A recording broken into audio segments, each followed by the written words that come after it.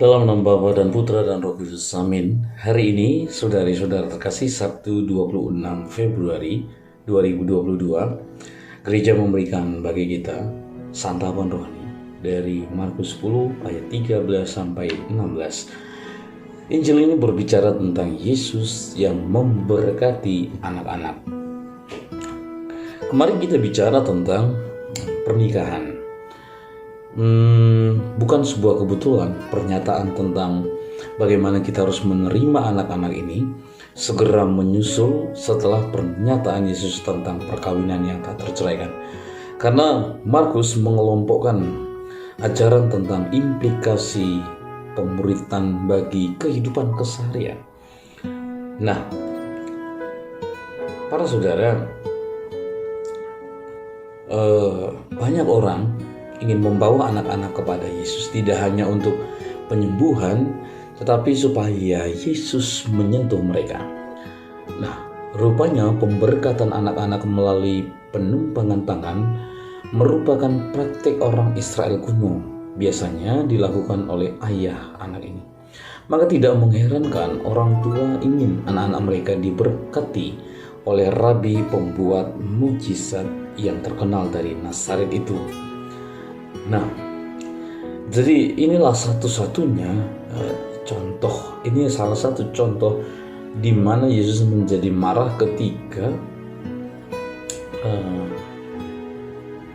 anak-anak ini dilarang. Ya. Anak-anak ini ditegur oleh para murid karena mereka ingin datang. Kemarahan atas suatu pelanggaran. Dalam hal ini upaya para murid untuk menghalangi anak-anak kecil. Yesus menyatakan dalam istilah yang paling kuat bahwa keinginannya agar anak-anak diberikan jalan masuk kepadanya. Nah, para saudara terkasih, Yesus selalu membuat pernyataan serius, ya. Siapapun yang menerima kerajaan Allah seperti anak kecil ini, ya, siapapun yang menerima kerajaan Allah seperti anak kecil ini, ia akan masuk ke dalamnya. Tetapi barang siapa yang tidak menerima kerajaan Allah seperti menerima kerajaan anak kecil ini, maka dia tidak layak untuk masuk ke dalamnya. Nah, anak-anak tidak memiliki prestasi untuk mendapatkan kemurahan Tuhan. Tidak ada status yang membuat mereka menjadi layak. Dalam ketergantungan mereka mencontohkan satu-satunya watak yang memungkinkan mereka masuk ke dalam kerajaan. Harus menerima sebagai pemberian yang murni dan tidak pantas. Yesus menunjukkan perhatian dan kasih sayang yang lebih besar kepada anak-anak daripada yang diinginkan oleh orang tua mereka. Yesus memeluk mereka, Yesus memberkati mereka, meletakkan tangannya atas mereka. Ini adalah kedua kalinya dalam Injil Markus bahwa Yesus menunjukkan kehangatan cintanya kepada anak-anak. Dalam Markus 9 ayat 36 juga menyatakan hal yang sama. Dengan melakukan ini, Yesus mengungkapkan watak dari Tuhan terhadap semua putra dan putrinya. Keinginannya untuk memberkati mereka, memeluk mereka. Menunjukkan bagaimana bahwa sikap menerima Yesus seperti halnya menerima anak kecil juga merupakan indikator bagaimana kita menyambut kedatangan kerajaan Allah.